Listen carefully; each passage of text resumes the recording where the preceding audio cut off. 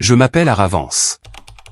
J'ai 70 ans et jusqu'à il y a 3 semaines, j'étais propriétaire d'une maison. C'était une maison que mon mari et moi avions achetée quand Serena avait 5 ans. Une maison où les souvenirs grandissaient, où nous célébrions les anniversaires, où nous pleurions les pertes, où nous vieillissions ensemble. Mon mari Robert est décédé il y a 8 ans. Une crise cardiaque. Rapide, pas d'adieu. Un matin, il buvait du café avec moi dans la cuisine, et l'après-midi même, il était parti. Juste comme ça. Si simple, si cruel. Après ça, j'étais seul. Serena me rendait visite une fois par mois, parfois moins, toujours pressée, toujours avec son téléphone à la main, toujours à regarder l'heure. Mais elle venait et je m'accrochais à ses visites comme on s'accroche à une bûche au milieu de l'océan. Il y a 6 mois, Serena est arrivée avec Damon. Je ne l'avais jamais aimé. Il avait cette façon de parler où chaque mot semblait mesurer votre valeur. Ce sourire qui n'atteignait pas ses yeux. Ses mains, toujours agitées, toujours à la recherche de quelque chose. Ce jour-là, ils m'ont dit qu'ils voulaient parler. Nous nous sommes assis dans le salon, la même pièce où Serena avait joué enfant, où elle avait ouvert les cadeaux de Noël, où elle avait pleuré son premier chagrin d'amour. Maman, nous voulons te proposer quelque chose. Serena avait les mains jointes sur les genoux. Damon la regardait du coin de l'œil comme s'il supervisait chaque mot. Nous voulons que tu fasses un voyage. 1 mois, peut-être 2 mois, aussi longtemps que tu veux. Nous paierons tout. Tu mérites une pause, maman. Tu as travaillé toute ta vie. Cela sonnait bien. Cela sonnait généreux. Mais il y avait quelque chose dans la façon dont elle le disait. Quelque chose dans le ton, quelque chose dans l'urgence de leurs yeux. Je n'ai pas besoin de voyager, ma chérie. Damon s'est penché en avant. Il ne s'agit pas de besoin. Il s'agit de s'amuser. Tu as tellement donné. Il est temps de récupérer quelque chose. J'ai regardé ma fille. Elle a hoché la tête avec trop d'énergie, trop de faux enthousiasme. Et nous avons juste besoin d'une petite chose, maman. Une procuration juste pour les urgences, au cas où quelque chose se passerait pendant ton absence, au cas où quelque chose devrait être payé ou signé. Rien de majeur, rien d'important. Ces mots auraient dû me faire courir hors de la pièce. Mais quand on a 70 ans et que sa fille unique nous demande quelque chose, quand on a passé des années à se sentir comme un fardeau, comme si on dérangeait, qu'on prenait de la place, on dit oui, même si quelque chose en nous crie non. J'ai signé la procuration 3 jours plus tard au cabinet d'un avocat du centre-ville. Serena était là, souriante, me serrant la main. Damon attendait dehors, parlant au téléphone. J'ai signé. L'avocat a expliqué ce que cela signifiait. J'ai hoché la tête. J'ai signé à nouveau. Une semaine plus tard, j'étais dans un avion en direction de Paris. Serena avait tout organisé. Un circuit à travers Paris, Rome et Londres, hôtel payé, repas inclus. Tout était parfait. Tout était trop parfait. Pendant le voyage, j'ai essayé de m'amuser. J'ai marché dans de vieilles rues, mangé dans des restaurants avec des nappes blanches, visité des musées, mais quelque chose ne me laissait pas en paix.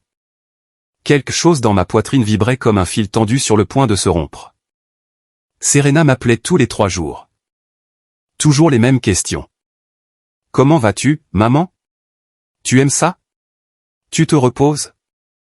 Elle n'a jamais posé de questions sur la maison. Elle n'a jamais mentionné quoi que ce soit qui se passait à la maison. Jusqu'à une nuit, 2 semaines après mon départ, j'ai reçu un SMS d'un numéro inconnu. Ara, c'est Denise Carter, ton ancienne voisine. J'ai besoin de te parler de toute urgence. Appelle-moi quand tu pourras. C'est à propos de ta maison. Denise. Je ne lui avais pas parlé depuis des années. Pas depuis qu'elle avait déménagé en centre-ville pour travailler dans l'immobilier. Mais je me souvenais bien d'elle. Une bonne femme, le genre qui n'oublie pas les faveurs. Je l'ai appelée le soir même. Sa voix semblait tendue. Ara, je ne sais pas comment te dire ça. Des papiers sont arrivés au bureau aujourd'hui. Ta maison est en vente. Ta fille l'a mise en vente il y a 1 semaine. Le monde s'est arrêté. Les lumières de Paris devant ma fenêtre, le bruit de la rue, tout est devenu lointain. Es-tu sûre, Denise? Complètement. J'ai vu les documents. Elle a utilisé la procuration. La vente est presque conclue. J'ai raccroché. Je me suis assise sur le lit de l'hôtel. J'ai pris 1, 2, 3 respirations. Puis je l'ai su. J'ai tout su. C'est pourquoi le voyage. C'est pourquoi la procuration. C'est pourquoi tant de générosité soudaine. Mais je savais aussi autre chose, quelque chose qu'ils ignoraient. Je suis retourné à Atlanta 2 jours plus tard. J'ai annulé le reste du voyage. J'ai pris le premier vol disponible. Quand je suis arrivé à ma maison, il y avait la nouvelle serrure sur la porte, les clés qui ne fonctionnaient plus, et la certitude que ma fille m'avait trahi. J'ai sonné à la porte. Serena a ouvert la porte et a prononcé ces mots que je n'oublierai jamais. Eh bien, tu es sans abri maintenant, maman. J'ai juste souri parce que je savais quelque chose qu'ils ignoraient, quelque chose qu'ils allaient découvrir très bientôt. La propriété qu'ils avaient vendue n'était pas ce qu'ils pensaient. Quand Serena était petite, elle se réveillait en pleurant au milieu de la nuit. Des cauchemars, toujours les mêmes. Elle rêvait qu'elle était seule dans une maison vide et que personne ne venait la chercher. Je courais dans sa chambre, la serrais dans mes bras et chantais doucement jusqu'à ce qu'elle se rendorme. Je restais assise par terre à côté de son lit, le dos contre le mur, veillant sur son sommeil jusqu'à l'aube. C'est ce que fait une mère. J'ai fait cela pendant des années. Maintenant, debout devant cette porte verrouillée, je me suis souvenu de chacune de ces nuits, chaque fois que je renonçais à mon sommeil pour veiller sur le sien, chaque fois que je faisais passer ses besoins avant les miens. Et je me suis demandé quand l'enfant qui craignait d'être seul est devenu la femme qui m'a laissé sans foyer. Mon mari Robert est décédé un mardi. Je m'en souviens parce que ce jour-là, nous avions prévu d'aller au marché fermier. Il adorait le marché. Il aimait marchander avec les vendeurs, toucher les fruits pour voir lequel était le plus mûr, choisir des fleurs fraîches pour la table de la cuisine. Ce matin-là, il s'est levé tôt comme toujours. Il a fait du café. Je l'ai entendu depuis la chambre. Ce sont familiers des tasses qui s'entrechoquent sur le comptoir, de l'eau qui bout, de ses pieds nus sur le parquet. Quand je suis descendu, il était assis à table, le journal ouvert. Il m'a regardé et a souri. Ce sourire que j'avais vu des milliers de fois en 40 ans de mariage. Je me suis assise en face de lui. Nous avons bu du café ensemble. Nous avons parlé du temps. Rien d'important. Tout d'important. 10 minutes plus tard, il a porté la main à sa poitrine. Ses yeux se sont écarquillés. Il a prononcé mon nom une fois. Ara. Juste comme ça, comme un soupir. Puis il s'est effondré sur la table. J'ai appelé l'ambulance. J'ai crié. J'ai pleuré. J'ai essayé de le réveiller. Mais il était déjà parti. Vite, sans prévenir. Sans me laisser le temps de lui dire à quel point je l'aimais, sans me laisser le temps de lui dire au revoir. Serena est arrivée à l'hôpital 3 heures plus tard. Elle était maquillée, les cheveux parfaits, portant des talons hauts comme si elle venait d'une réunion importante. Elle m'a serré dans ses bras. Elle a un peu pleuré, mais ses larmes ont séché trop vite. Aux funérailles, elle était au téléphone la moitié du temps, répondant à des SMS, consultant les réseaux sociaux comme si la mort de son père n'était qu'un inconvénient dans son emploi du temps. Après cela, les visites sont devenues plus espacées. Une fois par mois, une fois tous les 2 mois, toujours pressée, toujours avec des excuses, toujours avec Damon l'attendant dans la voiture, klaxonnant si elle prenait trop de temps. J'ai compris, ou c'est ce que je me suis dit. Elle avait sa vie, son mariage, ses affaires. Je ne pouvais pas m'attendre à ce qu'elle soit avec moi tout le temps. Mais les nuits étaient longues, la maison était grande, et le silence pesait sur ma poitrine comme une pierre. J'ai vendu quelques affaires. Des meubles que je n'utilisais plus. Les vêtements de Robert que je me faisais mal à voir accrochés dans le placard. Cet argent m'a permis de tenir. Ma pension n'était pas beaucoup. $400 par mois. Assez pour vivre si vous étiez prudente. Si vous ne tombez pas malade, si vous n'aviez pas besoin de quoi que ce soit de plus. Serena n'a jamais demandé si j'avais besoin d'aide. Elle n'a jamais proposé d'argent. Mais je n'ai pas demandé non plus. J'avais ma fierté. J'avais ma dignité. Et surtout, je ne voulais pas être un fardeau. Il y a 1 an, Damon a perdu son emploi. Serena me l'a dit lors d'une de ses courtes visites. Nous buvions du thé dans le salon. Elle regardait par la fenêtre en parlant comme si les mots étaient difficiles. Damon a eu des problèmes à l'entreprise, maman. Ils l'ont licencié. Ils ont dit qu'il y avait des irrégularités dans les comptes, mais il est innocent. C'était juste de la malchance. J'ai hoché la tête. Je n'ai rien dit, mais j'ai vu quelque chose dans ses yeux. De l'inquiétude, de la peur, et autre chose, quelque chose que je ne voulais pas nommer à ce moment-là. Au cours des mois suivants, les visites sont devenues encore plus étranges. Serena arrivait et se promenait dans la maison, regardant tout, les murs, les meubles, l'arrière-cour, comme si elle mesurait, calculait. Un jour, je l'ai trouvée dans le bureau de Robert. Elle fouillait des papiers, de vieux documents, des titres de propriété. « Qu'est-ce que tu fais, chérie ?» Elle a tressailli. Elle a fermé le tiroir rapidement. « Rien, maman. Juste à la recherche d'une vieille photo de papa à afficher dans ma maison. » Elle mentait. Je le savais. Mais j'ai laissé faire parce qu'on veut croire. Parce qu'on a besoin de croire que sa fille n'est pas capable de certaines choses.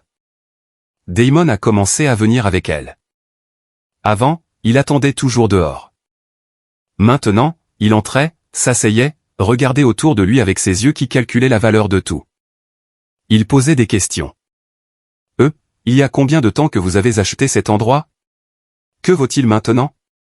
Est-il entièrement payé ?» J'ai répondu innocemment, confiante, pensant que ce n'était qu'une conversation. Puis est venu ce jour il y a 6 mois où ils ont proposé le voyage, où ils ont demandé la procuration, où tout a commencé à se mettre en place. Cette nuit-là, après leur départ, je me suis assise dans le salon sombre, écoutant le silence de la maison, écoutant les souvenirs qui vivaient dans chaque coin. Je me suis souvenu quand nous avions acheté cette maison. Robert et moi venions de nous marier. Il travaillait dans la construction.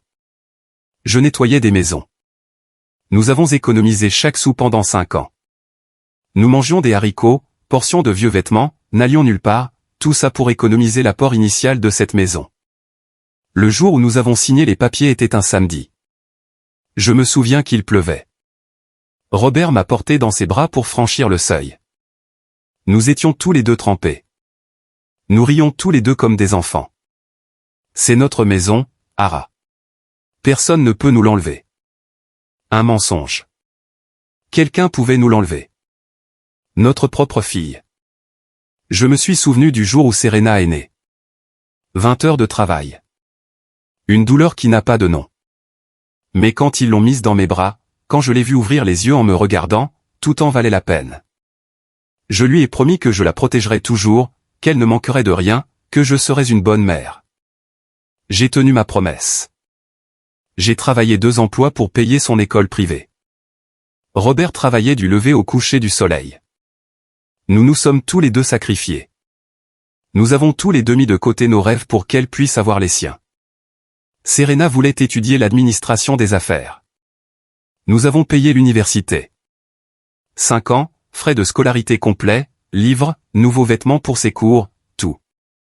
Quand elle a obtenu son diplôme, Robert a pleuré de fierté. Moi aussi. Notre fille était une professionnelle. Notre fille allait bien s'en sortir.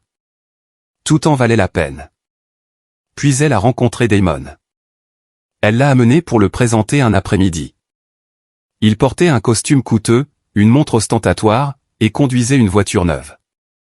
Il parlait d'affaires, d'investissement, d'argent. Robert n'a rien dit cette nuit-là, mais plus tard, quand nous étions seuls dans la chambre, il m'a serré la main. Je n'aime pas cet homme, Ara. Il a des yeux de requin. Je lui ai demandé de lui donner une chance. Que Serena l'aimait. Que nous devrions faire confiance à son jugement. Robert a hoché la tête, mais il n'a jamais changé d'avis. Ils se sont mariés 6 mois plus tard, un grand mariage coûteux. Damon a insisté pour tout payer. Il ne voulait pas que nous contribuions à quoi que ce soit. Il a dit qu'il pouvait le faire, que nous avions déjà assez fait. Au mariage, Serena a dansé avec Robert. J'ai vu mon mari pleurer en la serrant. Je l'ai vu lui murmurer quelque chose à l'oreille. Elle a hoché la tête, a souri, l'a embrassé sur la joue. J'ai appris plus tard qu'il lui avait dit « Prends bien soin d'elle ». C'est tout ce que nous avons. Damon n'a pas pris bien soin d'elle. Damon l'a transformée en quelqu'un que je ne reconnaissais pas, quelqu'un qui mesurait la valeur des choses uniquement en argent, quelqu'un qui voyait sa propre mère comme une ressource. Les premières années du mariage ont été bonnes. Il venait dîner le dimanche. Serena apportait des desserts. Damon parlait de ses entreprises prospères, de clients importants, de gros contrats. Tout semblait bien. Mais ensuite, Robert est mort. Et quelque chose a changé. Les visites sont devenues plus espacées. Les appels sont devenus plus courts. Serena était toujours pressée. Elle avait toujours quelque chose de plus important à faire. Je me suis dit que c'était normal, qu'elle avait sa vie. Mais la vérité, c'est que ça faisait mal. Ça faisait mal chaque fois qu'elle raccrochait vite. Chaque fois qu'elle annulait une visite, chaque fois qu'elle me faisait sentir que j'étais un fardeau. Et maintenant ça, la trahison complète. Maintenant, la confirmation que pour elle, j'étais juste un obstacle, un problème, quelque chose à résoudre. Cette nuit-là, assise dans l'obscurité de mon salon, j'ai pris une décision. Je n'allais pas crier. Je n'allais pas supplier. Je n'allais pas verser une larme de plus pour quelqu'un qui ne les méritait pas. J'allais faire quelque chose de mieux. J'allais être intelligente. J'allais me protéger. Parce que si Robert m'a appris une chose, c'est ceci. Dans ce monde, il faut veiller sur soi-même parce que personne d'autre ne le fera. Le lendemain, j'ai signé la procuration. J'ai souri en le faisant. Je les ai remerciés pour le voyage. J'ai fait ma valise. J'ai dit au revoir. Et je suis parti pour l'Europe avec un plan qu'ils n'ont jamais vu venir. La veille de mon départ pour Paris, Serena est arrivée tôt à la maison. Elle a apporté des roses roses, mes préférées. Cela aurait dû être ma première alerte. Serena n'a jamais retenu mes fleurs préférées. Elle ne se souvenait jamais de mon anniversaire à moins que quelqu'un ne le lui rappelle. Et là, elle était avec un bouquet parfait, souriant trop. Oh, maman, je suis tellement excitée. Tu pars demain. Elle a posé les fleurs sur la table de la cuisine. Elle s'est déplacée dans ma maison avec une étrange familiarité, ouvrant des tiroirs, regardant des papiers, touchant des choses qu'elle n'avait pas besoin de toucher. Tout est prêt? Passeport, sac. Oui, chérie. Tout est prêt. Parfait. Et n'oublie pas, nous nous occuperons de tout ici. Ne t'inquiète de rien.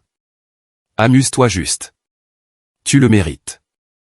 Elle m'a serré dans ses bras. C'était un long câlin. Trop long, comme si elle disait au revoir à quelque chose de plus que juste moi. Quand elle s'est retirée, ses yeux étaient brillants.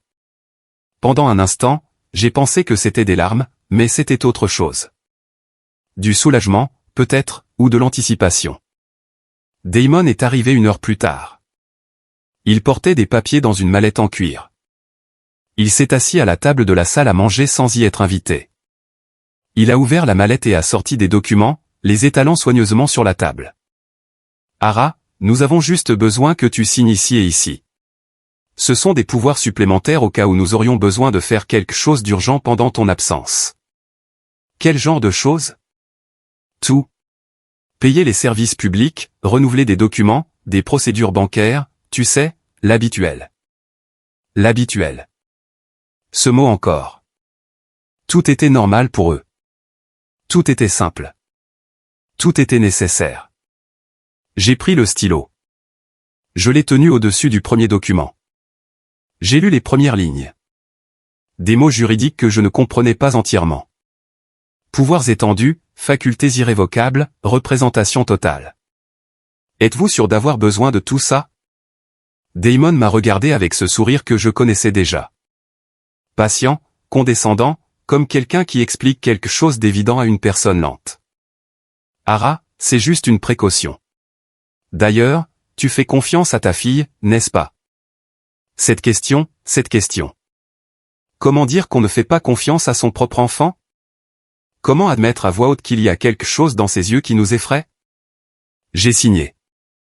1 fois, 2 fois, 3 fois.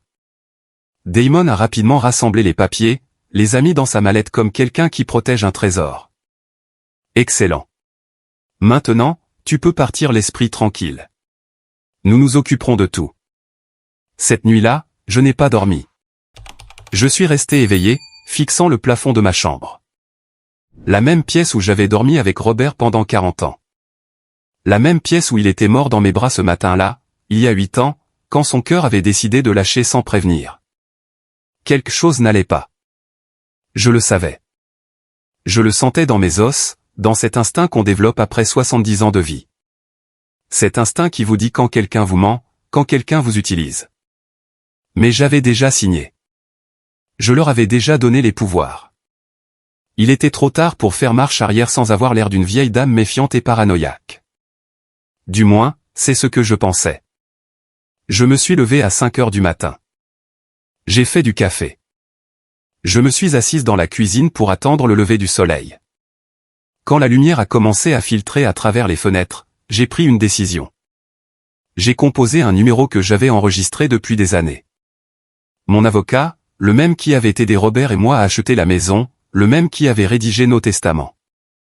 Avocat Sawyer, c'est à Ravance. J'ai besoin de vous voir aujourd'hui. C'est urgent. Je suis arrivé à son bureau à 9 heures. Il m'a accueilli avec du café et cette gentillesse que seules les personnes vraiment décentes possèdent. Je lui ai tout raconté, le voyage, la procuration, les signatures, les pouvoirs. Il a écouté en silence. Quand j'ai eu fini, il s'est penché en arrière sur sa chaise et a soupiré. Ara, avec ses pouvoirs, votre fille peut pratiquement faire n'importe quoi avec vos propriétés. Vendre, hypothéquer, transférer. Je le savais. Au fond, je le savais. Mais l'entendre à voix haute a rendu tout réel, palpable, terrifiant.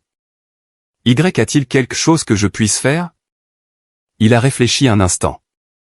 Il a tapoté ses doigts sur le bureau, puis il a hoché la tête. Il y a quelque chose, mais vous devez me faire confiance, et vous devez agir vite. Il m'a expliqué le plan. J'ai écouté chaque mot, chaque détail. Quand il a eu fini, je l'ai regardé dans les yeux. Ça marchera. Si votre fille fait ce que vous pensez qu'elle va faire, oui, ça marchera parfaitement. Le jour même, nous avons fait les démarches nécessaires. Nouveaux documents, transfert stratégique, tout légal, tout enregistré, tout invisible à quiconque ne savait pas où chercher. Quand j'ai quitté ce bureau, le soleil était haut, il faisait chaud.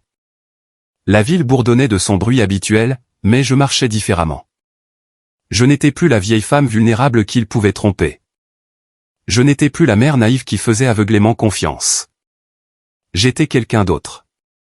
Quelqu'un qui était sur le point de leur donner une leçon qu'ils n'oublieraient jamais. Cet après-midi-là, Serena a de nouveau appelé.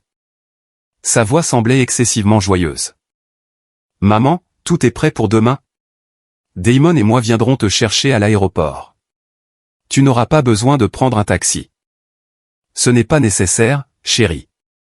J'ai déjà commandé un service de voiture. » Il y a eu un bref silence. « Tu vas bien, maman? Tu as l'air bizarre. »« Je vais bien, juste fatigué d'avoir fait mes valises. »« Eh bien, profite du voyage. Tu le mérites vraiment. » Ces mots, tu le mérites. Comme si le voyage était un prix, comme s'il me rendait service alors qu'en réalité, c'était la distraction parfaite pour me voler tout. Merci, chérie. J'ai raccroché. Je me suis assise sur le canapé du salon. J'ai regardé les photographies sur le mur. Robert et moi le jour de notre mariage. Serena bébé. Serena a sa remise de diplôme universitaire. Une famille qui était autrefois heureuse. Une famille qui aimait autrefois. Quand tout s'est-il brisé? Quand ma fille a-t-elle cessé de me voir comme sa mère et a-t-elle commencé à me voir comme un moyen d'obtenir de l'argent? Peut-être quand elle a rencontré Damon. Peut-être quand il lui a rempli la tête de rêves coûteux et d'ambitions excessives. Peut-être quand elle a décidé que l'argent valait plus que l'amour. Ou peut-être que ça a toujours été comme ça et que je n'ai juste pas voulu le voir. Peut-être qu'il y a toujours eu quelque chose en elle qui préférait les choses matérielles aux gens. Et moi, aveuglé par l'amour maternel, je ne l'ai jamais reconnu. Cette nuit-là, j'ai mis des choses importantes dans un petit coffre-fort que j'avais caché dans mon placard. Des photographies, des documents, les bijoux de ma grand-mère que Robert m'avait offerts, des choses qui avaient une valeur sentimentale, pas une valeur monétaire, des choses que Serena ne comprendrait jamais. J'ai fermé la boîte, tourné la combinaison et les caché derrière de vieux vêtements que personne ne vérifierait. Le lendemain, j'ai pris l'avion. Le voyage a été long, inconfortable. Je n'avais pas l'habitude de voler.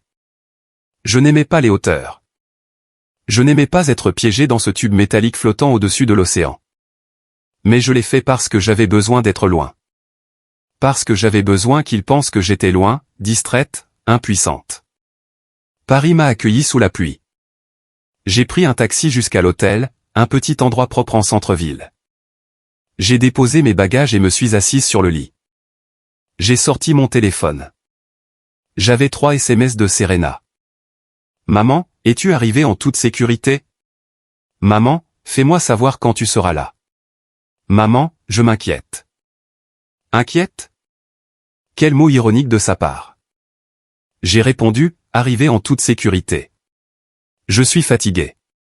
Nous parlerons demain. Je n'ai pas pu dormir cette nuit-là. Non pas à cause du décalage horaire, non pas à cause du lit étrange, mais parce que je savais ce qui allait arriver. Je savais qu'à un moment donné, dans les prochains jours ou semaines, Serena ferait le mouvement que j'attendais. Et quand elle le ferait, je serais prête. J'ai passé les jours suivants à me promener dans Paris sans vraiment rien voir. Je suis allé dans des musées et je ne me souvenais plus de ce que j'avais vu. J'ai mangé dans des restaurants et je n'ai pas goûté la nourriture. Tout était mécanique. Tout était en attente jusqu'à ce que le SMS de Denise arrive. C'est Denise Carter, ton ancienne voisine. J'ai besoin de te parler de toute urgence. C'est à propos de ta maison. Mon cœur s'est arrêté. J'ai pris une profonde inspiration.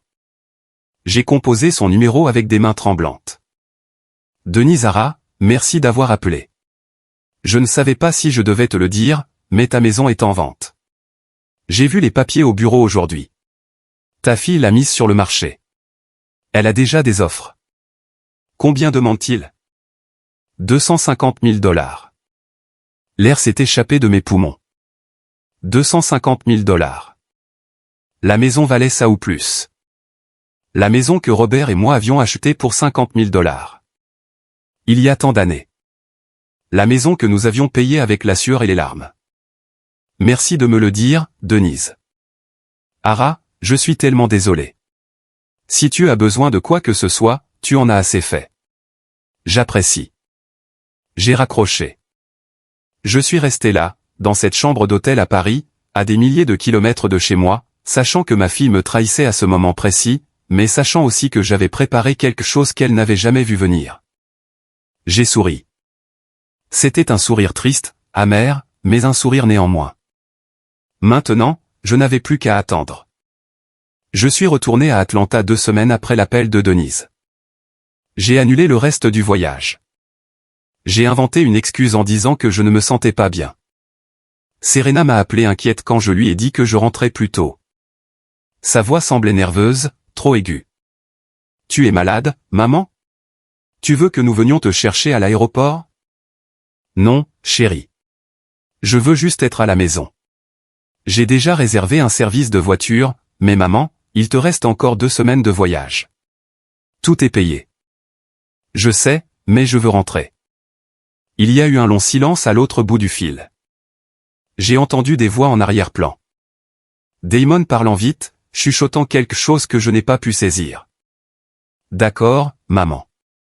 Nous t'attendrons à la maison alors. Elle a raccroché rapidement. Trop rapidement. Le vol de retour m'a semblé interminable. Je n'ai pas dormi. Je n'ai pas mangé. Je me suis contenté de regarder par la fenêtre l'obscurité infinie, pensant à ce qui m'attendait, pensant au visage de Serena quand elle me verrait, pensant aux mensonges qu'elle serait déjà en train de préparer. J'ai atterri un mardi matin. J'ai pris un taxi directement jusqu'à ma maison. Tout le long du trajet, mon cœur battait si fort que je pensais que le chauffeur l'entendrait. J'ai regardé par la fenêtre les rues familières, mon quartier, ma rue. Tout était pareil, mais tout avait changé. Quand le taxi s'est arrêté devant ma maison, la première chose que j'ai vue fut le grand panneau rouge à vendre planté dans ma pelouse comme une déclaration obscène de trahison. J'ai payé le chauffeur. Je suis descendu lentement. Mes jambes tremblaient, mais je ne pouvais pas le montrer. Je me suis dirigé vers la porte. J'ai cherché mes clés. Je les ai mises dans la serrure. Elles n'ont pas tourné. J'ai essayé à nouveau. Rien. La serrure avait été changée. Ma propre maison me rejetait. Les clés que j'avais portées pendant 42 ans étaient inutiles. J'ai sonné à la porte. J'ai attendu. Rien. J'ai sonné à nouveau. Plus fort. Silence. J'ai sorti mon téléphone et j'ai composé le numéro de Serena. Il a sonné 5 fois avant qu'elle ne réponde. Maman, tu es déjà de retour? Ce n'était pas une question. C'était une confirmation de quelque chose qu'elle savait déjà. Serena, je suis à la maison. Je n'arrive pas à entrer. Ils ont changé la serrure. Oh, oui. Il y a eu un problème avec la porte. Nous avons dû la changer. Viens à l'appartement. Je t'expliquerai tout là-bas. Quel problème? Pourquoi ne m'as-tu pas dit? Maman, nous ne voulions pas t'inquiéter. Tu étais en vacances. Nous parlerons calmement à l'appartement. Elle a raccroché avant que je puisse dire autre chose. Je suis resté là, sur le porche de ma propre maison, avec le panneau à vendre me narguant depuis la pelouse, avec les clés inutiles dans ma main, avec 70 ans de vie pesant sur mes épaules comme des rochers. Une voisine est passée. Madame Agnès vivait 3 maisons plus loin. Elle m'a regardé avec pitié. Ce regard que les gens vous jettent quand ils savent quelque chose de terrible que vous n'avez pas encore confirmé. Ara, contente de vous revoir. J'ai vu qu'ils avaient mis la maison en vente. Vous déménagez? J'ai souri. Ce faux sourire que l'on apprend à faire après 70 ans d'éducation et de bonnes manières. Nous examinons les options, Agnès. Oh, c'est bien. Eh bien, si vous avez besoin de quoi que ce soit, vous savez où j'habite. Elle s'est éloignée à la hâte comme si mon malheur était contagieux. Comme si elle ne voulait pas être là quand tout exploserait. J'ai pris un autre taxi. Je lui ai donné l'adresse de l'appartement de Serena, ce grand immeuble ostentatoire avec un hall en marbre et un portier en uniforme. Je suis entré sans saluer personne. J'ai pris l'ascenseur. J'ai appuyé sur le bouton du 10e étage. Les portes se sont fermées. Et pendant un instant, j'étais seul dans ce cube métallique montant vers le ciel. J'ai fermé les yeux. J'ai pris une profonde inspiration. Je me suis préparé. Quand les portes se sont ouvertes, elle était là, Serena, m'attendant dans le couloir, vêtue de vêtements coûteux, maquillage parfait, cheveux fraîchement coiffés, comme si elle s'apprêtait à aller à une fête et non à affronter la mère qu'elle venait de trahir. Salut, maman. Entre. Sa voix était trop joyeuse, tendue, fausse. Je suis entré dans l'appartement. Damon était assis sur le canapé. Il avait un verre de whisky à la main, même s'il était à peine 10 heures du matin. Il m'a regardé et a hoché la tête, ce geste qu'il faisait toujours, comme si j'étais une employée, comme si ma présence était à peine tolérable. Assieds-toi, maman. Je préfère rester debout. Serena a soupiré, les bras croisés. Le masque était tombé. D'accord, alors je te le dis pendant que tu es debout. Nous avons vendu la maison. Les mots sont tombés sur moi comme des coups de marteau, même si je le savais, même si Denise m'avait prévenu. Même si je me préparais à ce moment depuis 2 semaines, l'entendre de sa bouche était différent. C'était comme être poignardé par quelqu'un que tu avais juré ne jamais te ferait de mal. Comment as-tu pu? Ma voix est sortie petite, brisée. Je détestais sonner comme ça. Je détestais leur donner cette satisfaction, mais je n'y pouvais rien. Damon s'est levé du canapé. Il s'est approché de moi avec ce sourire condescendant que je détestais tant. Écoute, Ara, ce n'est pas personnel. C'est des affaires. J'avais des dettes, 200 000 $, des gens dangereux. Si je ne payais pas, nous allions tout perdre. La maison était la solution. C'était ma maison. C'est une maison, juste une maison. Tu as ta pension. Tu peux louer quelque chose de petit, un appartement, une chambre. Il y a des options. Des options. Comme si 70 ans de souvenirs pouvaient être emballés dans une pièce. Comme si l'endroit où j'avais enterré mon mari, où j'avais élevé mon enfant, où j'avais construit ma vie pouvait être remplacé par quelque chose de petit et de bon marché. Serena s'est approchée. Elle a posé sa main sur mon épaule, un geste censé être réconfortant, mais qui a eu l'effet d'un poison. Maman, comprends que nous n'avions pas le choix. D'ailleurs, tu nous as donné la procuration. Tu as signé. Tout est légal. Légal? Ce mot? Comme si la légalité effaçait la trahison. Comme si un papier signé justifiait de voler la vie de sa propre mère.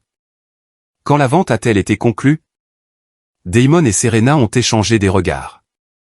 C'est déjà fait, maman. Il y a une semaine. L'argent est déjà à la banque. Les dettes sont payées.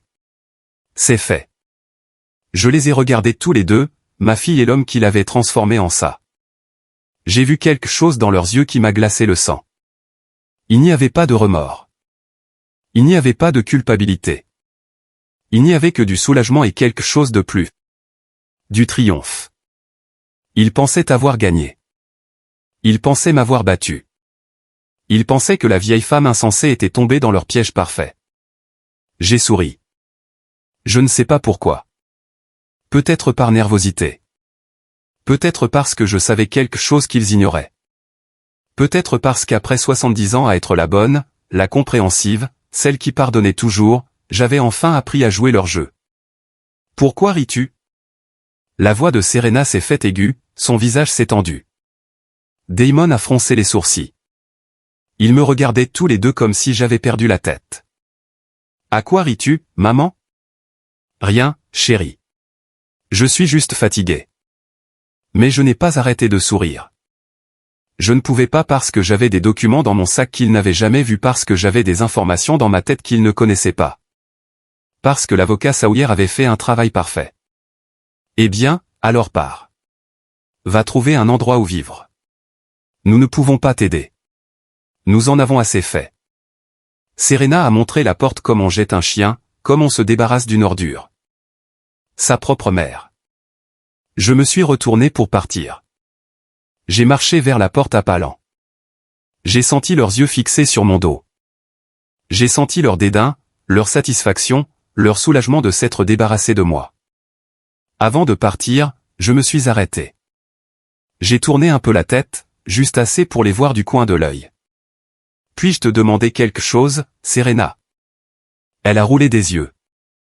Damon s'est versé plus de whisky. Quoi?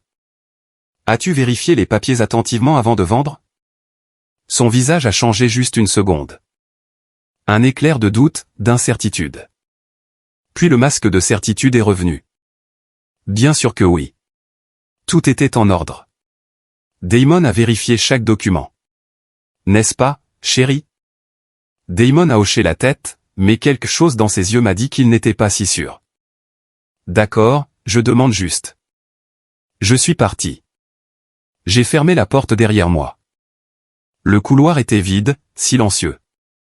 J'ai marché vers l'ascenseur, chaque muscle de mon corps tendu. Je ne pouvais pas craquer. Je ne pouvais pas pleurer. Pas encore. Quand les portes de l'ascenseur se sont refermées, j'ai sorti mon téléphone. J'ai composé le numéro que j'avais composé tant de fois au cours des 2 dernières semaines. Denise, c'est moi. Je suis de retour. Ils savent. Je sais. Maintenant, la deuxième partie du plan commence. Sa voix semblait sur de l'autre côté. Je suis prête, Ara. Tout est prêt pour demain matin. J'ai raccroché. Je suis descendu dans le hall. Je suis sorti dans la rue. Le soleil a frappé mon visage. La ville rugissait de son bruit habituel. Des voitures, des gens, la vie qui continue comme si rien ne s'était passé. Je me suis assise sur un banc de parc en face du bâtiment.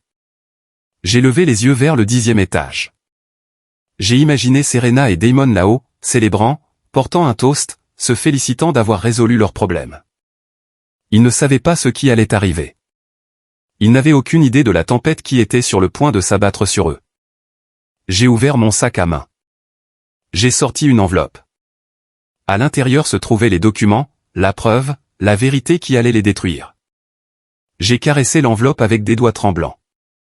70 ans. 70 ans pour arriver à ce moment. Pour comprendre que parfois l'amour ne suffit pas, que parfois il faut se protéger, que parfois les personnes que vous avez juré d'aimer sont celles-là même qui vous poignardent dans le dos. J'ai rangé l'enveloppe. Je me suis levé. J'ai marché vers le taxi. Je devais trouver un endroit où loger ce soir, un hôtel, une chambre, quelque chose de temporaire, pendant que ce que j'avais mis en branle se déroulait. Mais je n'avais plus peur. Je ne me sentais plus faible.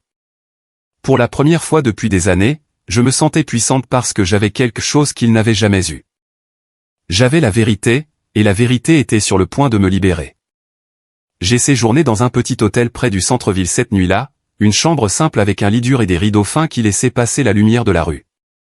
Je n'ai pas dormi. Je suis resté éveillé, fixant le plafond, écoutant les voitures passer, pensant à tout ce qui allait arriver. À 7 heures du matin, mon téléphone a sonné. C'était Denise. « Ara, pouvez-vous venir à mon bureau ? J'ai quelqu'un qui veut vous parler. » « Qui ? » ?»« Quelqu'un qui peut vous aider. Faites-moi confiance. » Je suis arrivé au bureau de Denise 1 heure plus tard. C'était dans un vieil immeuble du centre-ville, au 3e étage, sans ascenseur. J'ai monté les escaliers lentement, sentant chacun de mes 70 ans dans mes genoux. J'ai frappé à la porte. Denise l'a ouverte immédiatement. Elle m'a serré dans ses bras. C'était un long câlin sincère. Le premier vrai câlin que j'ai reçu depuis des mois, peut-être des années. « Entrez, Ara. Il est à l'intérieur. » Je suis entré. Dans la petite salle de conférence, était assis un homme. Il devait avoir environ 50 ans.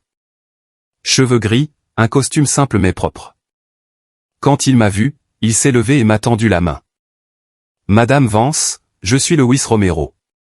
Je travaille au bureau des titres où la vente de votre propriété a été enregistrée. » Je me suis assise. Denise a fait du café. Luis a ouvert une mallette et a sorti des documents, les étalant sur la table. « Madame Vance, Denise m'a parlé de votre situation, et lorsque j'ai examiné les documents de vente, j'ai trouvé quelque chose qui m'a semblé étrange. Très étrange. Qu'avez-vous trouvé ? » Il a montré un des documents. Je ne comprenais pas beaucoup le jargon juridique, mais j'ai essayé de me concentrer. La propriété que votre fille a vendue est enregistrée sous cette adresse. Elle correspond à votre maison. Mais lorsque j'ai recherché dans le registre public, j'ai constaté que 3 semaines avant la vente, vous aviez effectué un transfert. Vous avez transféré la propriété à une fiducie. J'ai hoché la tête lentement. Le plan de l'avocat Sawyer avait fonctionné exactement comme il l'avait dit. Alors, qu'est-ce que ma fille a vendu ? Luis m'a regardé avec quelque chose qui ressemblait à du respect, presque de l'admiration. Techniquement, rien. Elle a vendu une propriété qui n'était plus à votre nom, qui n'existait plus légalement comme étant la sienne à vendre. La vente est nulle, complètement nulle. Denise s'est assise à côté de moi et m'a pris la main. Ara, tu le savais. Je l'ai regardée dans les yeux. Cette femme qui avait été ma voisine pendant des années, qui était venue chez moi quand son mari l'avait battue, à qui j'avais offert refuge, nourriture, un endroit sûr, qui n'a jamais oublié ce geste, et qui me rendait maintenant l'appareil. Oui, Denise, je le savais. Luis a continué à parler, mais je l'ai à peine écouté. Je me souvenais de ce jour au bureau de l'avocat Sawyer quand il m'avait expliqué le plan. Ara, si vous croyez que votre fille va vendre votre maison, nous pouvons vous protéger. Nous transférons la propriété à une fiducie à votre nom. Elle aura les pouvoirs, mais la maison ne sera plus enregistrée de la manière dont elle le pense. Quand elle essaiera de la vendre, la vente sera frauduleuse. Et c'est là que nous la piégerons. J'avais hésité. Cela semblait trop compliqué, trop risqué. Mais l'avocat Sawyer a insisté, faites-moi confiance, j'ai déjà vu des cas comme celui-ci. Des enfants abusant de parents âgés. Cela les arrêtera et leur donnera une leçon. Maintenant, assise dans ce bureau avec Denise et Luis, j'ai compris que l'avocat Sawyer avait raison. Qu'est-ce que cela signifie exactement, a demandé Denise. Luis s'est penché en arrière dans sa chaise. Cela signifie que Madame Vance peut intenter une action en justice pour fraude, pour falsification de documents, pour abus de pouvoir, et elle peut récupérer l'argent obtenu de cette vente frauduleuse. Et ma fille, que va-t-il lui arriver ? Luis m'a regardé droit dans les yeux sans jugement, sans pitié, juste avec des faits. Elle pourrait faire face à des accusations criminelles, elle et son mari, selon la façon dont vous souhaitez procéder. Le silence a rempli la pièce. Denise m'a serré la main. Lewis a attendu ma réponse. J'ai regardé ces documents sur la table. Preuve de trahison. Preuve que ma propre fille m'avait volé. Combien de temps ai-je pour décider? Légalement, vous avez plusieurs années, mais plus tôt vous agirez, mieux ce sera. L'argent de la vente peut encore être retracé. Il peut encore être récupéré. J'ai besoin de réfléchir. Bien sûr. Prenez votre temps. Voici mes coordonnées. Appelez-moi quand vous serez prête. Louis s'est levé, m'a donné sa carte et a quitté le bureau, nous laissant seuls Denise et moi. Ara, tu vas bien? Je ne sais pas, Denise. Je ne sais pas. Elle a refait du café. Nous sommes restés silencieux pendant plusieurs minutes, seul le bruit de la rue traversant la fenêtre, des voix, la vie qui passe pendant que mon monde s'effondrait. Tu te souviens quand je suis resté chez toi, a demandé Denise soudainement. Je l'ai regardé. Bien sûr, je me souvenais. Son mari l'avait frappée. Elle s'était présentée chez moi à minuit avec une lèvre fendue et un œil au beurre noir. Je lui avais ouvert la porte. Je lui avais donné ma chambre. J'avais appelé la police. Elle était restée avec moi pendant 3 semaines jusqu'à ce qu'elle trouve son propre logement. Denise a hoché la tête, ses yeux remplis de larmes. Je ne t'ai jamais remercié comme j'aurais dû. Tu m'as sauvé la vie, littéralement. Si j'étais resté avec lui une nuit de plus, peut-être que je ne serais pas là. Et maintenant, je peux te rendre quelque chose pour ce que tu as fait pour moi. Tu n'as pas à me rendre quoi que ce soit. Je l'ai fait parce que c'était la bonne chose à faire. Et c'est aussi la bonne chose à faire. Poursuivre ta fille en justice, récupérer ce qui est à toi, te protéger. C'est la bonne chose. Mais c'est ma fille, Denise. Je sais. Et c'est ce qui rend les choses plus difficiles. Mais pense à ça. Si tu la laisses s'en tirer, qu'est-ce que tu lui apprends? Que c'est normal de voler? Que c'est normal d'abuser, que c'est normal de faire du mal aux gens qui t'aiment. Elle avait raison. Je le savais. Mais l'accepter faisait mal comme un couteau dans la poitrine. Cet après-midi-là, je suis retourné à l'hôtel. Je me suis assise sur le lit. J'ai regardé l'écran de mon téléphone pendant ce qui a semblé des heures. Finalement, j'ai composé un numéro. Avocat Sawyer, c'est Vance. Je suis prête à procéder. Sa voix semblait calme, professionnelle. Très bien, Ara. Nous déposerons la plainte demain. Êtes-vous sûr? Je suis sûr. J'ai raccroché. Je me suis assise sur ce lit d'hôtel bon marché, sentant le poids de la décision. J'étais sur le point de détruire ma propre fille, de l'envoyer en prison, probablement de ruiner sa vie. Mais elle avait essayé de ruiner la mienne d'abord. Cette nuit-là, j'ai dormi profondément pour la première fois depuis des semaines, comme si mon corps savait que j'avais enfin pris le contrôle, que j'avais enfin cessé d'être une victime. Le lendemain matin, j'ai rencontré l'avocat Sawyer à son bureau. J'ai signé des papiers, des autorisations, des plaintes, tout le nécessaire pour lancer la procédure judiciaire contre Serena et Damon. Cela prendra du temps, m'a-t-il prévenu. Cela pourrait être un processus long et douloureux. Êtes-vous prête? J'ai vécu 70 ans. J'ai survécu à la mort de mon mari. J'ai survécu à la solitude. J'ai survécu à la trahison de ma propre fille. Je suis prête à tout ce qui arrive. Il a hoché la tête. Il a mis les documents dans sa mallette. Alors commençons. 3 jours plus tard, Serena a reçu la notification. Denise m'a appelé pour me le dire. Elle avait vu Damon à la banque crier sur un employé avec des papiers à la main, son visage rouge de rage. Ils ont gelé leur compte. Denise m'a dit qu'il ne pouvait pas toucher l'argent de la vente. Il était retenu jusqu'à ce que l'affaire soit résolue. Et Serena a essayé de vous appeler environ 20 fois. Elle a laissé des messages.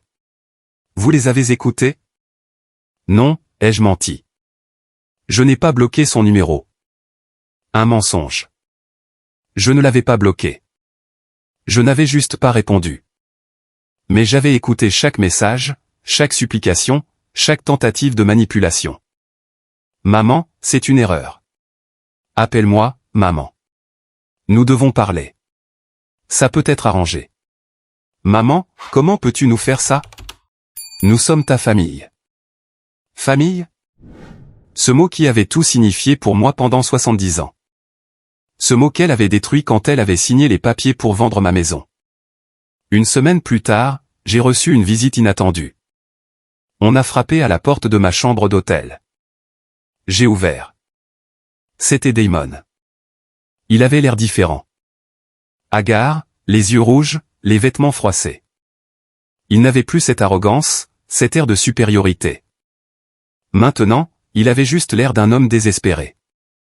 Ara, je dois te parler. Nous n'avons rien à nous dire. J'ai essayé de fermer la porte, mais il a mis le pied en travers. S'il te plaît, 5 minutes. Juste 5 minutes. Je l'ai laissé entrer. Non pas parce que je le voulais, mais parce que j'avais besoin de voir à quel point il était tombé. J'avais besoin de voir la peur dans ses yeux. Il s'est assis sur la seule chaise de la pièce. Je suis resté près de la porte, prête à le jeter dehors si nécessaire. Ara, je suis désolé. Je suis désolé pour tout. C'était une erreur. Une terrible erreur. J'avais les dettes. Des gens dangereux. J'allais tout perdre. Tu pensais que me voler était la solution? Ce n'était pas voler. Nous allions te rembourser dès que nous aurions tout résolu. Je te jure. Menteur. Le mot est sorti froid, tranchant. Il a baissé les yeux. Les dettes venaient du jeu, n'est-ce pas? Casino, chevaux, investissement stupide, et quand tu as tout perdu, tu as décidé que ma maison était ton salut. Il n'a pas répondu. Il est juste resté assis là, la tête baissée comme un enfant puni. Laisse tomber la plainte, s'il te plaît. Serena est détruite. Elle ne dort pas. Elle ne mange pas. Elle pleure toute la journée. Ça la tue. Elle aurait dû y penser avant de me vendre. Ara, s'il te plaît. Nous sommes une famille. La famille ne vous vole pas. La famille ne vous trahit pas. La famille ne vous laisse pas dans la rue. Vous avez cessé d'être ma famille le jour où vous avez signé ces papiers. Je me suis levé. J'ai ouvert la porte. Pas, Damon. Et ne reviens pas. La prochaine fois, j'appelle la police. Il s'est levé lentement. Il s'est dirigé vers la porte. Avant de partir, il s'est retourné une dernière fois. Tu vas vraiment détruire ta propre fille? Je l'ai regardé droit dans les yeux. Elle a essayé de me détruire d'abord. Je ne fais que me défendre. J'ai fermé la porte. Je l'ai entendu descendre le couloir. Puis le silence. Je me suis assise sur le lit. Je tremblais, mais pas de peur, de rage, de douleur, de libération. J'avais franchi le point de non-retour. Et pour la première fois de ma vie, je me sentais bien avec ça. Après la visite de Damon, quelque chose en moi a changé. Je n'ai plus ressenti de pitié. Je n'ai plus ressenti de culpabilité. Je n'ai ressenti qu'une clarté froide et précise sur ce que je devais faire. Pendant 70 ans, j'avais été la femme qui pardonnait, celle qui comprenait, celle qui faisait passer les besoins des autres avant les siens. Mais cette femme était morte le jour où j'ai trouvé ma maison avec une nouvelle serrure sur la porte. J'ai déménagé de l'hôtel à un petit appartement que Denise m'a aidé à trouver, un endroit temporaire jusqu'à ce que tout soit résolu. 2 chambres, une petite cuisine, une fenêtre avec vue sur la rue. Ce n'était pas beaucoup, mais c'était le mien. Personne ne pouvait me l'enlever. Chaque matin, je me réveillais tôt, faisais du café, m'asseyais à la table de la cuisine et examinais les documents. L'avocat Sawyer m'avait donné des copies de tout. Relevé bancaire, registre de vente, virement. Chaque papier était une autre pièce du puzzle qui allait les détruire. J'ai découvert des choses que je ne savais pas. Damon ne devait pas seulement 200 000 $. Il devait près de 30 000 $ à des banques, à des casinos, à des prêteurs privés, des gens qui n'acceptaient pas les excuses, des gens qui collectaient d'une manière que vous ne vouliez pas imaginer. Serena le savait. Bien sûr, elle le savait. Et au lieu de le confronter, au lieu de le quitter, elle a décidé que la solution était de me sacrifier, sa mère. La femme qui lui a donné la vie, qui a travaillé 2 emplois pour payer son université, qui s'est privé de vacances pendant des années pour qu'elle puisse avoir de nouveaux vêtements, de nouvelles chaussures, de nouveaux livres. Tout cela ne signifiait rien comparé à son mariage, son statut, son appartement luxueux et sa vie parfaite sur les réseaux sociaux. Un après-midi, Denise est venue me rendre visite. Elle a apporté de la nourriture, du poulet rôti, du riz, des tortillas chaudes. Nous nous sommes assises pour manger dans cette petite cuisine comme deux vieilles amies, comme deux survivantes. « Comment gérez-vous tout cela » m'a-t-elle demandé. Mieux que je ne le pensais. C'est étrange. Je pensais que je me sentirais plus mal. Je pensais que je le regretterais, mais non. Je me sens libérée. Elle a hoché la tête. Elle a compris. Elle aussi avait dû prendre des décisions difficiles lorsqu'elle a quitté son mari violent. Quand elle a décidé que sa vie valait plus que de sauver les apparences. Savez-vous quelque chose sur Serena? Elle a essayé de venir ici, mais le portier ne l'a pas laissée monter. Je lui ai dit de ne pas la laisser passer, que je ne voulais pas la voir. Denise m'a regardé avec ses yeux pleins de compréhension. C'est normal de se protéger, Ara. Ce n'est pas de l'égoïsme. C'est de la survie. Cette nuit-là, j'ai écrit une lettre, non pas pour l'envoyer, juste pour moi, pour libérer tout ce que je retenais. Tout ce que je n'avais jamais dit à Serena à voix haute. Chère Serena, je t'ai donné la vie. Je t'ai donné mon temps. Je t'ai donné mon énergie. Je t'ai donné chaque dollar que j'ai gagné en nettoyant des maisons d'étrangers pour que tu n'aies pas à le faire. Je t'ai donné un amour inconditionnel même quand tu ne le méritais pas. Et tu m'as remboursé en me vendant comme si j'étais un objet. Comme si je n'avais pas de sentiments, comme si 70 ans d'amour pouvaient être effacés d'une signature. Je n'ai pas fini la lettre. Je l'ai déchirée en petits morceaux. Je l'ai jetée à la poubelle. Je n'avais pas besoin de l'envoyer. Je n'avais pas besoin qu'elle la lise. J'avais juste besoin de la sortir de mon système. L'avocat Sawyer m'a appelé le lendemain matin. J'ai des nouvelles. Le juge a accepté notre plainte. Une audience est prévue dans 2 semaines. Vous devrez témoigner. Témoigner? Devant Serena, devant elle et Damon. Je devrais raconter ce qui s'est passé avec mes propres mots. Pouvez-vous le faire? J'ai pris une profonde inspiration. L'idée d'être dans la même pièce que me nouait l'estomac, mais je devais le faire pour moi, pour ma maison, pour ma dignité. Je peux le faire. Préparons-nous. Alors, j'ai besoin que vous écriviez tout depuis le début. Chaque détail, chaque conversation, chaque moment où vous avez suspecté quelque chose. J'ai passé les jours suivants à écrire, remplissant des pages et des pages avec mon histoire, avec la vérité qu'ils avaient essayé d'enterrer. Chaque mot était comme arracher une épine profondément enracinée. Ça faisait mal, mais ça nettoyait aussi. Pendant ce temps, l'avocat Sawyer travaillait sur sa stratégie. Il m'appelait tous les 2 jours pour des mises à jour. Ils avaient trouvé plus d'irrégularités dans les papiers de vente. Damon avait forgé ma signature sur certains documents. Serena avait menti au notaire sur mon état mental, disant que je leur avais demandé de vendre parce que je ne pouvais plus m'occuper seul de la maison. Des mensonges empilés sur des mensonges comme une tour construite sur le sable, et j'étais sur le point de la faire tomber. Une semaine avant l'audience, j'ai reçu un colis non marqué. Je l'ai ouvert avec précaution. À l'intérieur se trouvait une lettre manuscrite, l'écriture de Serena. Maman, s'il te plaît, lis ceci. S'il te plaît, écoute-moi. Je sais que j'ai fait une erreur, une terrible erreur. Mais je l'ai faite parce que je n'avais pas d'option. Damon était en danger. Des gens dangereux le menaçaient, me menaçaient. Si nous ne payions pas, quelque chose de terrible allait arriver. Je pensais que je pouvais vendre la maison, payer les dettes, puis t'acheter quelque chose de mieux, quelque chose de plus petit mais plus facile à entretenir. Je ne voulais pas te faire de mal. Je n'ai jamais voulu te faire de mal. Tu es ma mère. Je t'aime. Je t'ai toujours aimé. S'il te plaît, retire la plainte. S'il te plaît, pardonne-moi. Nous pouvons arranger ça en famille sans avocat, sans juge, juste toi et moi comme avant. Je t'en supplie, maman, ne détruis pas ta propre fille. J'ai lu la lettre 3 fois. Chaque fois, je ressentais moins. La première fois, j'ai ressenti un coup dans la poitrine. La deuxième fois, juste de la lassitude. La troisième fois, rien.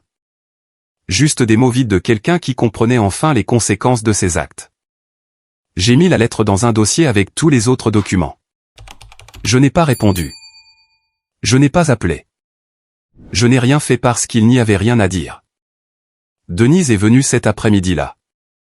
Je lui ai montré la lettre. Elle l'a lue et a secoué la tête. Pure manipulation. Vois comment elle ne s'excuse pas vraiment? Elle ne fait que donner des excuses. Elle ne fait que se victimiser. Elle ne dit jamais « je suis vraiment désolé ». Elle avait raison. Dans toute la lettre, Serena n'a jamais prononcé les mots qui comptaient. Elle n'a jamais reconnu qu'elle m'avait trahi. Elle n'a jamais accepté de réelles responsabilités. Elle essayait seulement de me faire culpabiliser de me défendre. 2 jours avant l'audience, l'avocat Sawyer m'a convoqué à son bureau. Nous devions préparer mon témoignage, pratiquer les questions et anticiper ce que l'avocat de Serena et Damon essaierait de faire. Ils vont essayer de vous peindre comme une femme âgée confuse, a-t-il averti. Ils vont dire que vous leur avez demandé de vendre, que vous étiez d'accord, que vous l'avez ensuite regretté et que vous les accusez maintenant injustement. Et comment prouvons-nous que c'est un mensonge? Avec ça. Il a sorti son téléphone. Il m'a montré un enregistrement. C'était une conversation entre Serena et Damon, tous deux parlant de la façon de me convaincre de signer la procuration, de m'envoyer loin, de vendre la maison sans que je ne m'en rende compte avant qu'il ne soit trop tard. Où avez-vous eu ça? Un détective privé les a suivis pendant des semaines. Il a enregistré plusieurs conversations, toutes admissibles au tribunal parce qu'elles se déroulaient dans des lieux publics, des restaurants, la rue, la banque. J'ai écouté tout l'enregistrement. La voix de Serena sonnait froide, calculatrice. Elle parlait de moi comme si j'étais un problème à résoudre, un obstacle à supprimer. La vieille ne se doute de rien. Nous lui offrirons le voyage. Nous la distrairons. Au moment où elle reviendra, il y aura déjà de nouveaux propriétaires, et elle ne pourra rien faire. Damon a ri. Ce rire affreux. Il riait de ma douleur, de ma naïveté, de mon amour maternel qu'ils utilisaient comme une arme. Est-ce suffisant, ai-je demandé, ma voix tremblante. Plus que suffisant. Cela va les enterrer. Je n'ai pas pu dormir cette nuit-là. Je suis resté éveillé, pensant à l'audience, à voir Serena face à face, à raconter à un juge tout ce qu'elle avait fait, tout ce qu'elle m'avait pris. Je me suis levé à 4 heures du matin. J'ai fait du café. Je me suis assise près de la fenêtre, regardant la ville se réveiller. Les lumières s'allumant une par une, les gens partant au travail, la vie continuant malgré ma douleur. J'ai pensé à Robert, à ce qu'il dirait s'il était là. Il m'aurait probablement serré dans ses bras. Il me dirait que j'ai fait ce qu'il fallait, que me protéger n'est pas égoïste, que défendre ce qui est à moi n'est pas cruel. Ou peut-être me dirait-il de pardonner. Que Serena était notre fille, que la famille était la chose la plus importante. Mais Robert n'était pas là. Il ne voyait pas ce que je voyais. Il ne ressentait pas ce que je ressentais quand j'ai ouvert cette porte et que j'ai trouvé une nouvelle serrure. Quand j'ai entendu ma fille dire « Eh bien, tu es sans abri maintenant », avec un sourire sur le visage. Non, Robert n'était pas là, et je devais prendre mes propres décisions. Le jour de l'audience, je me suis habillé avec soin. Une robe simple mais digne, des chaussures confortables, mes cheveux attachés, pas trop de maquillage. Je voulais avoir l'air de ce que j'étais, une femme de 70 ans, une mère trahie, une victime cherchant justice. Denise est venue avec moi. Elle a pris mon bras alors que nous marchions vers le palais de justice. L'avocat Sawyer nous attendait à l'entrée. Prête? Je le serai. Nous sommes entrés. Le couloir sentait le désinfectant et les vieux papiers. Nos pas résonnaient sur le sol en marbre. Nous nous sommes dirigés vers la salle d'audience. Mes jambes tremblaient, mais j'ai continué. Nous avons poussé les portes et ils étaient là. Serena et Damon assis de l'autre côté avec leur avocat. Elle m'a vu et ses yeux se sont remplis de larmes. De fausses larmes. Des larmes d'actrice. Je me suis assise. J'ai regardé droit devant moi. Pas elle. Jamais elle. Je lui avais déjà donné assez d'années de ma vie. Assez de larmes. Assez d'amour gaspillé. Maintenant, c'était mon tour de parler. Mon tour d'être entendu. Mon tour de récupérer ce qui était à moi. Le juge est entré. Nous nous sommes tous levés. L'audience a commencé. Et j'étais prête à dire ma vérité, toute ma vérité, sans peur, sans honte, sans regret, parce que j'avais enfin compris quelque chose qu'il m'a fallu 70 ans pour apprendre. Parfois, l'amour ne suffit pas. Parfois, il faut se choisir. Et me choisir ne faisait pas de moi une mauvaise mère. Cela faisait de moi une femme forte, une survivante, une femme qui refusait d'être une victime, jamais plus. Le juge a demandé le silence. La pièce est devenue silencieuse. Tout ce que j'entendais était le bourdonnement de la climatisation et mon cœur battant si fort que je pensais que tout le monde l'entendrait. L'avocat Sawyer s'est levé en premier. Sa voix sonnait ferme, sûre, comme s'il savait exactement ce qui allait se passer. Votre honneur, aujourd'hui, nous présentons une affaire de fraude, d'abus de confiance et d'exploitation de personnes âgées. Madame Aravance a été victime d'un plan prémédité mis en œuvre par sa propre fille et son gendre pour la dépouiller de son seul actif. Serena sanglotait de l'autre côté. Damon la serrait dans ses bras. Tous deux avaient l'air de victimes. Tous deux agissaient comme s'ils étaient les blessés. Je voulais crier, mais je suis restée silencieuse, attendant mon tour. L'avocat Sawyer a d'abord présenté les documents, les titres, les transferts, les registres prouvant que j'avais transféré la propriété à une fiducie 3 semaines avant de partir en voyage. Que la maison que Serena avait vendue n'était plus légalement à mon nom de la manière dont elle le pensait, que toute la transaction était frauduleuse. L'avocat de Serena s'est levé. C'était un jeune homme, costume coûteux, trop de gel dans les cheveux. Il parlait avec cette arrogance que les gens qui n'ont jamais vraiment souffert possèdent. Votre honneur, ma cliente a agi de bonne foi. Sa mère lui a donné de larges pouvoirs. Elle lui a donné une permission explicite de gérer ses affaires. Il n'y avait aucun moyen qu'elle ait pu être au courant de cette fiducie. Madame Vance ne lui en a jamais parlé. En fait, nous soutenons que cette fiducie a été créée spécifiquement pour piéger ma cliente. C'est la mère qui a agi avec malveillance, pas la fille. J'ai senti mon sang bouillir. J'ai agi avec malveillance. Moi qui n'ai cherché qu'à protéger le peu qui me restait. Le juge a levé la main. Retenu, Madame Vance. Seulement des faits, s'il vous plaît. J'ai continué. Ils m'ont demandé de signer une procuration. Ils ont dit que c'était pour la sécurité au cas où quelque chose se passerait pendant mon absence. J'ai hésité, mais Serena est ma fille, mon enfant unique. Comment se méfier de son propre sang? Ma voix s'est brisée. J'ai fait une pause. Le juge a attendu. J'ai signé. Étage 3 jours avant de partir, quelque chose m'a poussé à chercher une aide juridique. Je suis allé voir mon avocat. Je lui ai fait part de mes soupçons. Il a suggéré la fiducie comme protection, au cas où. Au cas où ma fille essaierait de me vendre, et c'est exactement ce qu'elle a fait. Serena a crié de son siège. Ce n'est pas vrai, maman. Dis-leur la vérité. Tu étais d'accord. Le juge a frappé de son marteau. Ordre. Mademoiselle Vance, vous aurez votre tour de parler. L'avocat Sawyer s'est approché. Il avait des papiers à la main. Votre honneur, je voudrais présenter des preuves supplémentaires. Il a tendu des documents au juge, puis a sorti son téléphone, le connectant à un système audio. Il s'agit d'un enregistrement obtenu légalement dans un espace public. Une conversation entre Serena Vance et Damon Wells 2 jours avant que Madame Aravance ne parte en voyage. Il a appuyé sur lecture. La voix de Serena a rempli la pièce. La vieille ne se doute de rien. Nous lui offrirons le voyage. Nous la distrairons. Au moment où elle reviendra, il y aura déjà de nouveaux propriétaires et elle ne pourra rien faire. Puis la voix de Damon. Et si elle demande des nouvelles de la maison, nous lui dirons qu'il y a eu un problème, que nous avons dû la vendre pour la protéger, pour payer des impôts ou quelque chose. À son âge, elle ne pense plus clairement. Elle ne pourra rien faire. Tous les deux riant. Riant de moi, de ma confiance, de mon amour. Le silence dans la pièce était absolu. Serena était pâle. Damon avait la tête baissée.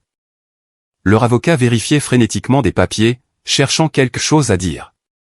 Le juge a enlevé ses lunettes. Rien à ajouter, mademoiselle Vance? Serena s'est levée. Les larmes ne jouaient plus la comédie. Maintenant, elles étaient réelles. Désespérées. Nous, ce n'était pas comme ça. Je l'aime. C'est ma mère. J'avais juste peur. Damon avait des dettes. Des gens dangereux. Ils allaient lui faire du mal. Me faire du mal.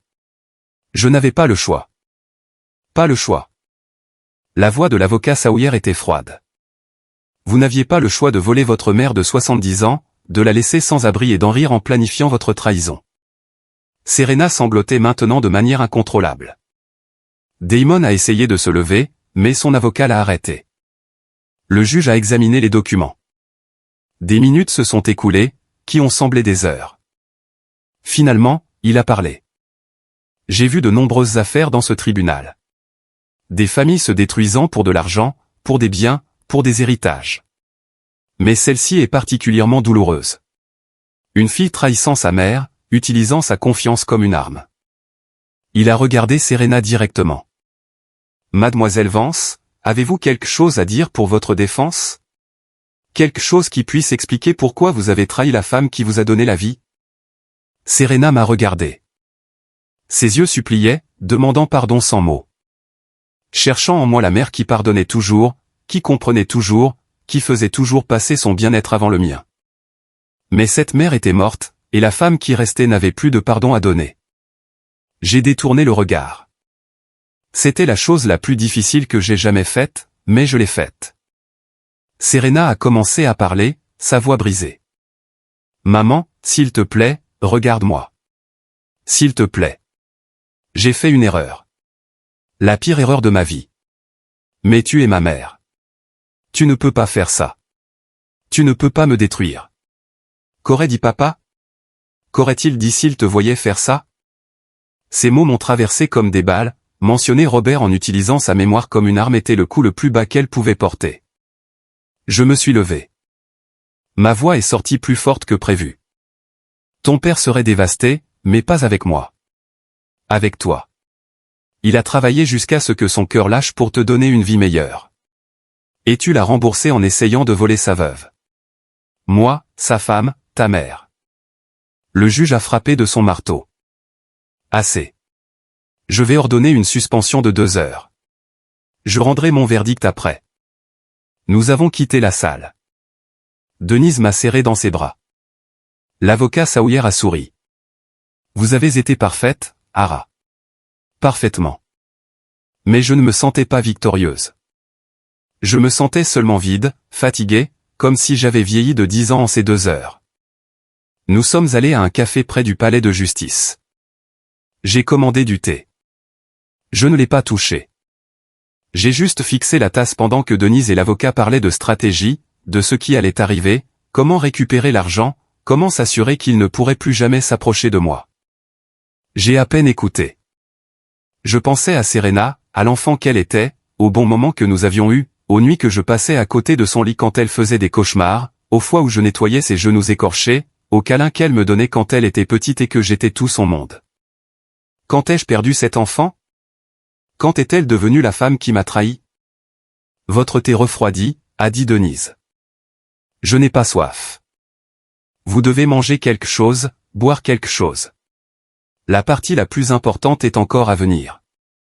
Elle avait raison. Le juge n'avait pas encore rendu son verdict. Tout pouvait encore arriver.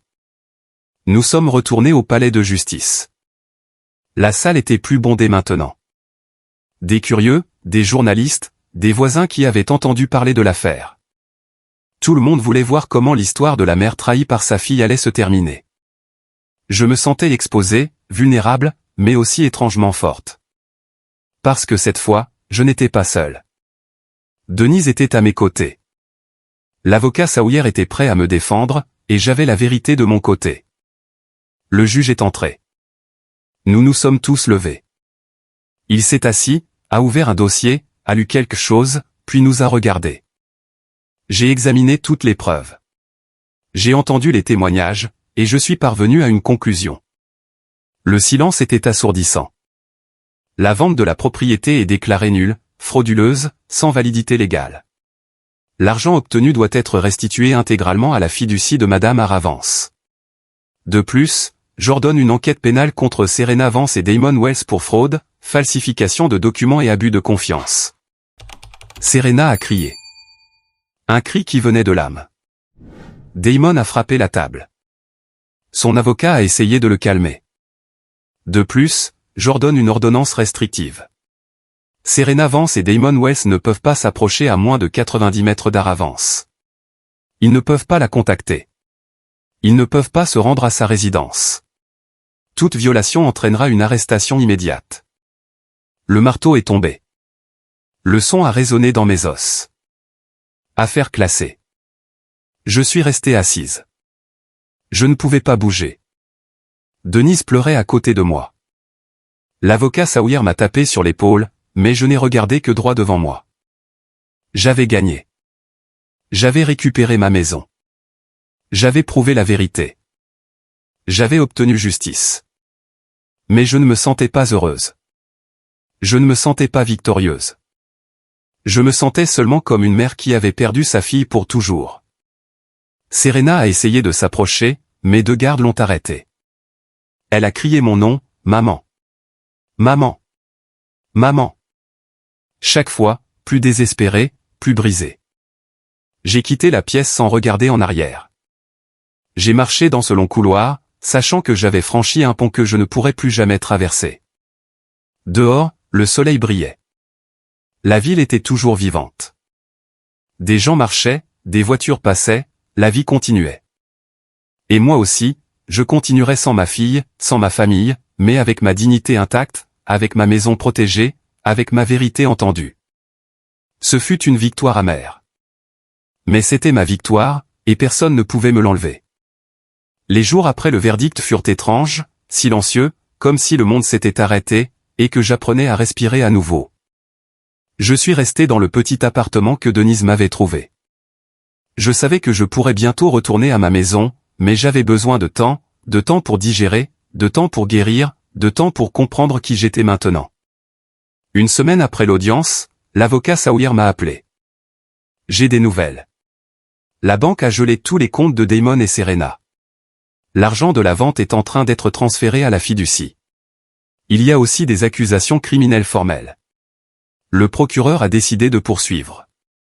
Qu'est-ce que cela signifie? Cela signifie qu'ils seront jugés. Ils pourraient aller en prison. Damon surtout. Il a des antécédents de fraude. Ce n'est pas la première fois. Je n'ai rien dit. J'ai juste écouté l'avocat expliquer les prochaines étapes.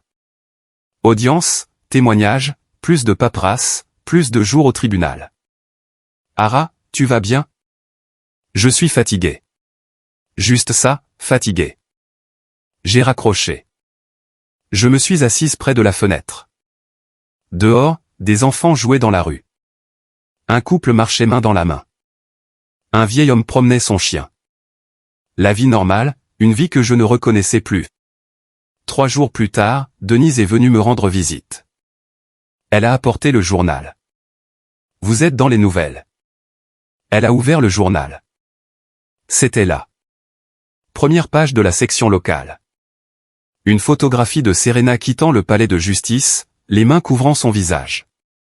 Le titre disait « Fille accusée d'avoir fraudé sa mère de 70 ans dans une vente immobilière frauduleuse ». J'ai lu l'article. Chaque mot était comme un clou. Il décrivait tout. Le plan, les dettes de Damon, la trahison, mon témoignage, le verdict, tout exposé au monde entier. « Comment vous sentez-vous » a demandé Denise. Je ne sais pas. Une partie de moi voulait que tout le monde sache la vérité, mais une autre partie ne voulait pas que ma fille soit publiquement humiliée comme ça. Elle a choisi ça. Chaque action a des conséquences. Elle avait raison. Mais ça ne faisait pas moins mal. Les jours suivants, le téléphone ne cessait de sonner. Des numéros inconnus, des journalistes voulant des interviews, des gens du quartier avec des questions, des voisins qui se souvenaient soudain de moi. J'ai éteint le téléphone. J'avais besoin de silence. 2 semaines plus tard, j'ai reçu un appel de l'avocat Sawyer. Hara, Damon a accepté un accord de plaidoyer avec le procureur. 3 ans de prison. Serena sera jugée, probablement 2 ans avec sursis si elle accepte de plaider coupable. Tout touchait à sa fin. Justice était rendue. L'argent était restitué. Ma maison était libérée. J'avais gagné sur le papier, dans la loi, au tribunal. Mais quand je fermais les yeux la nuit, je ne ressentais pas la victoire. Je ressentais seulement le poids d'une fille perdue, d'une famille détruite, de 70 ans d'amour qui se terminait dans un tribunal. Le prix de la justice avait été élevé, peut-être trop élevé, mais c'était un prix que j'étais prête à payer parce que l'alternative était de continuer à être une victime, de continuer à être piétinée, de continuer à mourir un peu chaque jour. Et j'avais choisi de vivre, même si cela signifiait vivre seul, même si cela signifiait porter le poids d'avoir détruit ma propre fille. Parce qu'au final, elle m'a détruit d'abord. Je ne faisais que me défendre. Et cela devrait suffire. 3 mois après le verdict, je suis retourné à ma maison. La vraie. Celle que Robert et moi avions achetée il y a tant d'années. Celle que Serena avait essayé de me vendre. Celle qui était enfin à moi à nouveau. Complètement à moi. Denise est venue avec moi. Nous avons ouvert la porte ensemble. L'odeur d'être enfermé m'a frappé en premier. Puis les souvenirs. Chaque recoin racontait une histoire. Chaque mur contenait un moment. Mais il ne faisait plus mal comme avant. Maintenant, ce n'était que des échos d'une vie qui avait pris fin. J'ai ouvert les fenêtres. J'ai laissé l'air frais entrer. La lumière du soleil a illuminé le salon. Et pour la première fois depuis des mois, j'ai ressenti quelque chose qui ressemblait à la paix. « Allez-vous rester ici ?» a demandé Denise. Je ne sais pas encore. Peut-être. Ou peut-être que je vendrai et achèterai quelque chose de nouveau, quelque chose qui n'a pas tant de fantômes. Elle a hoché la tête. Elle m'a aidé à nettoyer. Nous avons passé toute la journée à balayer, épousseter, ranger. Quand nous avons eu fini, la maison semblait différente, plus légère, comme si elle aussi s'était libérée du passé. Cette nuit-là, seule dans ma vieille maison, je me suis assise sur le canapé où j'avais été assise tant de fois avec Robert. J'ai regardé les photographies sur le mur.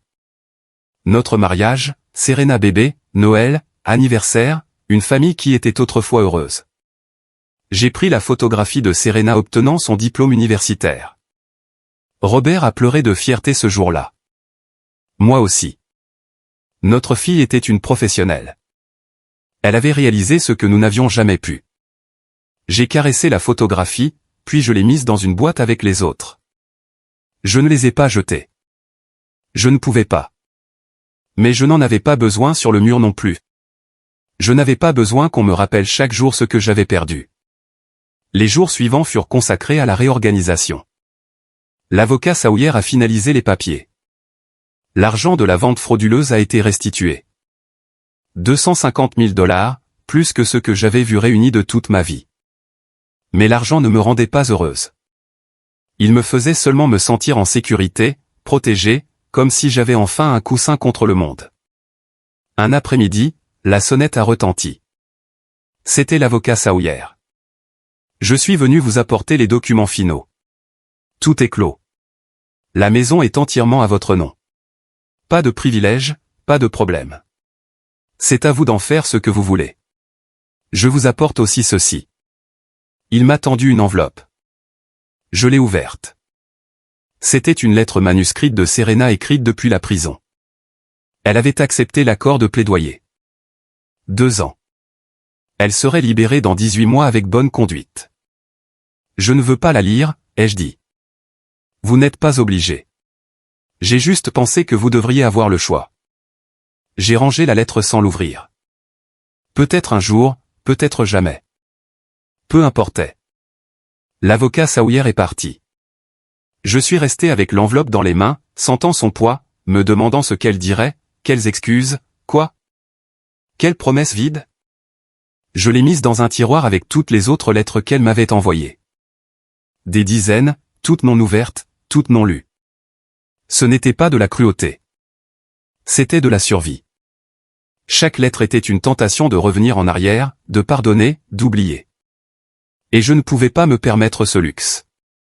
Plus jamais. Cette nuit-là, j'ai pris une décision. J'allais vendre la maison. Non pas parce que je la détestais, mais parce que j'avais besoin d'un nouveau départ. J'avais besoin d'un endroit qui soit juste à moi. Sans souvenirs, sans fantômes, sans douleur. J'ai appelé Denise. Elle connaissait un bon agent immobilier, honnête. En 2 semaines, nous avons mis la maison en vente. En 1 mois, nous avons eu des offres. En 2 mois, j'ai conclu la vente. 400 000 $, plus que je n'aurais jamais imaginé. Avec cet argent et l'argent récupéré de la vente frauduleuse, j'avais plus de 600 000 $. Une fortune pour une femme de 70 ans. J'ai acheté une petite maison à la périphérie de la ville près d'un lac, un endroit calme où les gens ne me connaissaient pas, où il n'y avait pas de regard de pitié, où je pouvais juste être, non pas la mère trahie, non pas la victime, juste moi. La maison avait 2 chambres, une petite cuisine avec une fenêtre donnant sur le lac, un jardin où je pouvais planter des fleurs. C'était parfait. J'ai emménagé un mardi. Denise m'a aidé. Rosalie et Agnès, des voisines de l'ancien quartier qui m'avaient toujours été gentilles, sont venues aussi. Ensemble, nous avons porté mes quelques affaires. Des boîtes de vêtements, des livres, quelques photographies, pas grand-chose d'autre. Cette nuit-là, seul dans ma nouvelle maison, je me suis assise sur la véranda. Le lac scintillait sous la lune. Les grillons chantaient. Le vent agitait les feuilles des arbres. Tout était paisible. J'ai pensé à Robert, à quel point il serait fier de moi, à la façon dont je m'étais défendu, à la façon dont j'avais survécu. J'ai pensé à Serena dans la prison où elle payait ses crimes, si elle en sortirait transformée ou simplement plus amère. J'ai pensé à moi, aux 70 ans que j'avais vécu, à tout ce que j'avais perdu, à tout ce que j'avais gagné. Et pour la première fois depuis longtemps, j'ai souri. Non pas un sourire amer, non pas un sourire triste, un vrai sourire de libération, d'espoir, d'un nouveau départ. Les mois suivants furent une période de découverte. J'ai appris à vivre seul pour de vrai. Non pas seul à attendre que quelqu'un vienne, mais seul par choix. Seul et complète. J'ai commencé à marcher autour du lac tous les matins.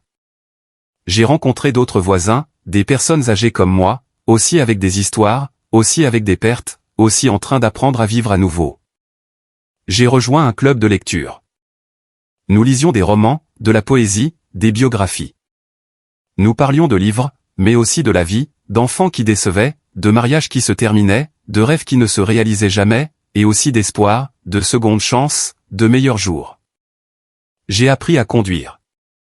À 70 ans, j'ai enfin obtenu mon permis. J'ai acheté une petite voiture d'occasion mais fiable et j'ai roulé en ville, sur la côte, dans des endroits que je n'avais jamais visités. Sentant le vent sur mon visage, la liberté dans mes mains, j'ai commencé à écrire. Pas un livre, juste des pensées. Des mémoires, des lettres à moi-même, des lettres à Robert, des lettres à la Serena que j'avais autrefois connue et aimée. L'une de ces lettres disait, « Chère Serena de 5 ans, celle qui faisait des cauchemars et que je calmais. Celle qui me serrait dans ses bras et me disait que j'étais la meilleure maman du monde. Je ne sais pas où je t'ai perdu.